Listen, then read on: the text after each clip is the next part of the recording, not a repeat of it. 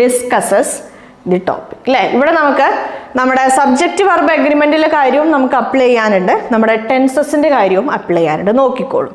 Students along with the teacher എന്ന് പറയുമ്പോൾ നമുക്കറിയാം സബ്ജക്റ്റ് 1 എലോങ് വിത്ത് അല്ലെങ്കിൽ ടുഗദർ വിത്ത് അല്ലെ, അല്ലെങ്കിൽ നോ ലെസ് ദാൻ, ഇങ്ങനത്തെ കുറച്ച് ഫ്രേസസിന്റെ കൂടെ സബ്ജക്റ്റ് 2, നമ്മുടെ ടീച്ചർ എന്ന് പറയുന്നത് എന്താണ്, സബ്ജക്റ്റ് 2 ആണ്.